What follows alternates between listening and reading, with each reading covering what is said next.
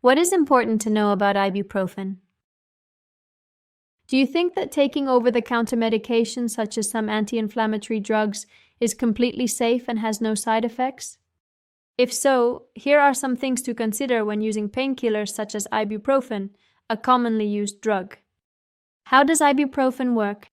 Ibuprofen is a medicine that helps reduce pain, inflammation, and fever. It works by blocking substances in the body called prostaglandins, which cause swelling, redness, and pain when you are injured or sick. It has typically been used in short-term conditions such as sprains, infections, or occasional headaches. However, it is not the best choice for managing long-term pain, as prolonged use can have side effects. What are the possible side effects of ibuprofen? Some of the most common side effects include 1. Stomach irritation, which can cause pain, heartburn, or, in severe cases, ulcers. 2. Kidney problems, especially in people who already have kidney disease. 3. Increased blood pressure, which puts additional stress on your heart and blood vessels. And 4. Cardiovascular risks, as it may increase the likelihood of severe problems in the heart or brain. It is therefore important that you use it with caution and, as mentioned above, always follow the advice of a medical doctor.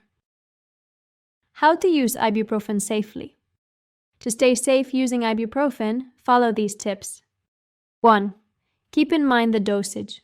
Take the smallest amount that works to relieve your pain. 2. Don't use it for a long time. If you need it for more than a few days, ask your doctor.